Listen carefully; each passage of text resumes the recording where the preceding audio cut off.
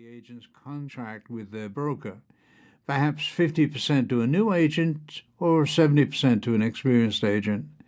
Since the value of the property has gone up so much, it's harder to get sellers to pay 6%.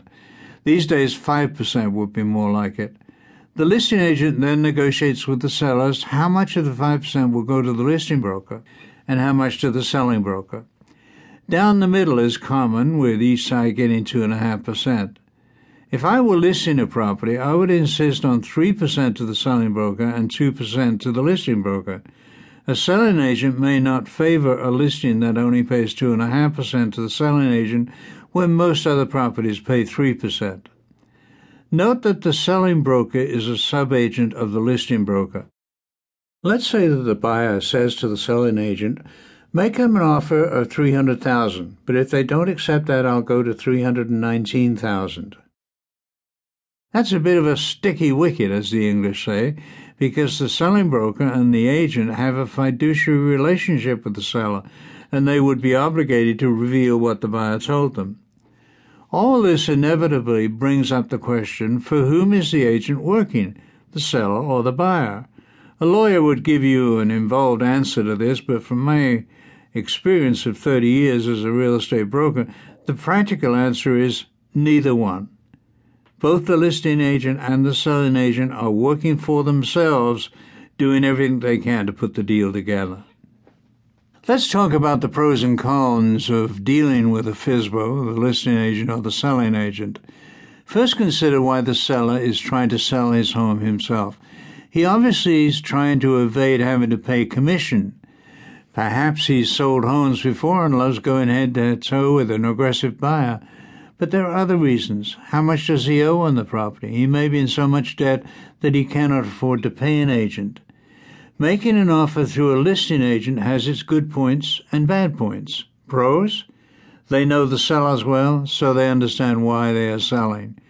They know the property well and can give you valuable information about the neighborhood and who lives there. If you make an offer through the listing agent, then you have both sides being represented by one agent. Cons: they won't like taking a low offer to the sellers because they want to defend the validity of the listing price. They tend to defend the sellers because they will continue to represent them. The selling agent wants to impress the seller in case the listing expires and they can get it, but their ongoing relationship is with the buyer, that's you, not the seller. Making an offer through a selling agent also has its pros and cons. Pros: an agent who is only representing the buyer is usually more willing to take a low offer because they're not bound to the listing price the way the listing agent is. It's important that you understand the dynamics of who's doing what to whom when deciding whether to negotiate directly with the seller in the case of a for sale by owner. Ask the listing agent to present an offer for you or use the selling agent. Next, we'll get into how to use negotiating gambits to get your offer accepted. If you're buying a FSBO, you will use these gambits yourself. If you're working with a listing agent or a selling agent, you'll want to explain your negotiating strategy to them and teach them how to use these gambits. Let's start with beginning negotiating gambits. A gambit is a chess term that means any maneuver for advantage.